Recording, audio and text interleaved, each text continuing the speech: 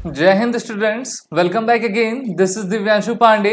मणिपुर में वायलेंस एक बार फिर से इरप्ट होने लगा है और वहां पर समस्याएं फिर से एक उग्र रूप लेने लगी हैं, क्योंकि मणिपुर में अभी 2 नाबालिग बच्चों का किलिंग देखी गई है और इसके बाद से ही वहां पर एएफएसपीए भी लगा दिया गया है। तो पूरी न्यूज क्या है उसको हम आज के सेशन में जानेंगे। हम सभी जानते हैं कि अप्रैल 2023 से ही वहां पर वायलेंस आपके बढ़ रहे थे और अभी 26 सितंबर को वहां की मणिपुर की सरकार के द्वारा इंटरनेट पर लगे प्रतिबंध को हटाया गया था। जैसे ही प्रतिबंध हटा तो वहां पर एक वायरल फोटो जारी हुई 2 बच्चों की, जिनकी किलिंग आपकी कर दी गई है और कहना यह है कि ये दोनों बच्चे, जो कि एक 17 वर्षीय और एक 20 वर्षीय है, ये 6 जुलाई को किडनैप किए गए थे और इनकी वीडियो अभी आपकी वायरल की गई है और ये मैती समाज से आते हैं। कहा यह जा रहा है कि कुकी समुदाय के लोगों के द्वारा इनकी निर्मम हत्या की गई है और इसी के बाद से जो है एक प्रकार से उग्र प्रदर्शन वहां पर बढ़ गया है और बीजेपी के हेडक्वार्टर तक को जो है आग लगा दिया गया है। मणिपुर के लोग ये मांग कर रहे हैं कि इन 2 बच्चों की जो निर्मम हत्या की गई है उसकी जिम्मेदारी सरकार को लेनी चाहिए, उसकी सही तरीके से जांच करानी चाहिए। मणिपुर के मुख्यमंत्री एन बीरेन सिंह के द्वारा सीबीआई को इस मैटर को परसों ही हस्तांतरित कर दिया गया है और अभी 1-1.5 महीने के बाद सरकार को इस इंसिडेंट का पता लगा है, जो कि काफी चिंताजनक बात है। सरकार के द्वारा, चाहे वो केंद्र हो या फिर राज्य हो, जितनी भी रणनीतियां बनाई जा रही हैं वो एक तरीके से नाकामयाब साबित होती जा रही हैं। इनमें जो 2 स्टूडेंट्स हैं, एक का नाम फीजम है 20 वर्षीय और एक का नाम हीजम है 17 वर्षीय और इनको आपका 6 जुलाई को ही किडनैप कर लिया गया था, तब से ये मिसिंग थे।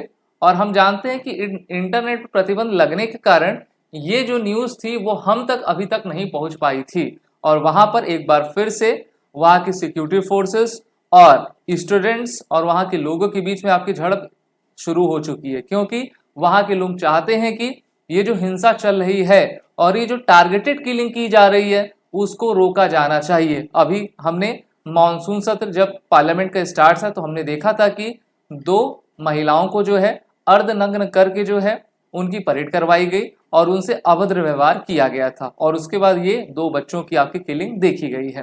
तो अभी जो आपका जो भी इंसिडेंट हो रहा है, वायलेंस की घटना हो रही है, प्रोटेस्ट हो रहा है, उसमें लगभग 30 लोग आपके काफी बुरी तरीके से इंजर्ड हुए हैं।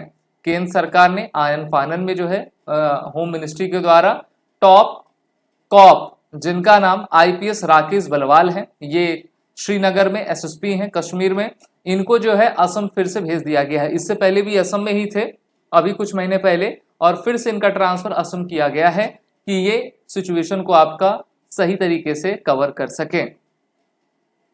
अगर हमको ऑफिसर को ही बदली करना है, एक जगह से दूसरी जगह ले जाना है, तो कितनी चीजें आपकी सही हो पाएंगी, ये जवाब मांगा जा रहा है। मणिपुर आग में जलता जा रहा है, वहां पर इतने हथियार आ चुके हैं जिससे कि प्रशासन के भी हाथ पांव फूलने लगे हैं। ट्विटर पे या फिर अदर सोशल मीडिया पे आप देखोगे तो वहां के लोगों के पास, मेनली कुकीज के पास, ऐसे ऐसे ऑटोमेटिक राइफल्स हैं जिन पर प्रतिबंध भी नहीं लगाया गया है। अप्रैल मंथ में हाई कोर्ट के द्वारा मैती समाज को SC/ST में आपका आने का न्योता दिया गया था, रिजर्वेशन उनको दिया गया था, जिसके खिलाफ कुकी ने प्रदर्शन किया और जो ऑल इंडिया यूनियन उनका सॉलिटरी मार्च था, उसी के बाद से हिंसा भड़कने शुरू हो गई। स्टेट गवर्नमेंट पूरी तरीके से उस चीज को कंट्रोल नहीं कर पाई, केंद्र सरकार को आना पड़ा। लेकिन एक बार फिर से हम देख रहे हैं कि 50-60 हजार लोग विस्थापित हो चुके हैं, उनको कैंप में शरण लेनी पड़ी है और अब इस घटना का सामने आना जो है काफी हैरान कर देने वाली घटना है।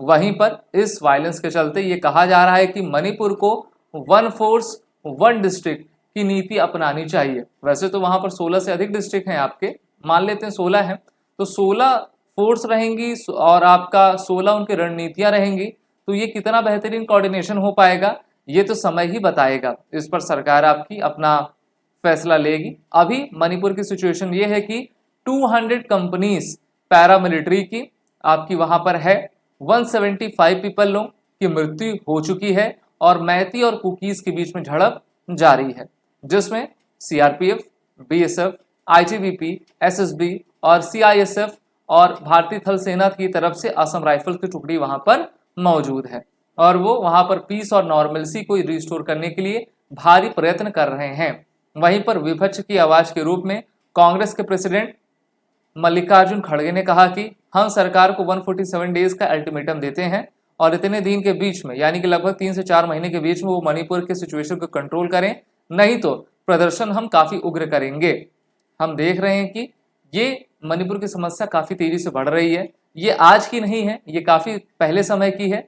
वो कहते हैं ना कि जैसे कैंसर फर्स्ट, सेकंड और जब थर्ड स्टेज में आ जाता है तो जब सब जागते हैं कि अरे ये क्या हो गया, तो ऐसा ना हो कि जो पेशेंट है उसकी मृत्यु हो जाए। मणिपुर में वायलेंस के चलते मिनिस्ट्री ऑफ होम अफेयर्स ने arm forces special power act को फिर से 6 महीने के लिए एक्सटेंड कर दिया है। मणिपुर, नागालैंड, अरुणाचल प्रदेश में इसको फिर से इंपोज करवा दिया गया है। तो कब तक एएफएसपी लगा रहेगा, ये पहला क्वेश्चन। दूसरा क्वेश्चन, वहां पर मेनली जो मैती कम्युनिटी है उनका संरक्षण सरकार के द्वारा, फोर्सेस के द्वारा कब कराया जाएगा। वोट बैंक की राजनीति से उठकर वहां के लोगों को न्याय कैसे मिल सके, वहां का जीवन जो है फिर से नॉर्मलसी की ओर कैसे आ पाए और वहां पर जो सामाजिक सौहार्द है उसको अपनाया जा सके, मेंटेन किया जा सके, इसके लिए भरसक प्रयत्न करने पड़ेंगे। तो हमारी भी सरकार से यही मांग है कि वो सही तरीके से, सही डायरेक्शन में और काफी तेज गति से कार्य करे, जिससे कि सब सिचुएशन नॉर्मलसी की ओर आती रहे।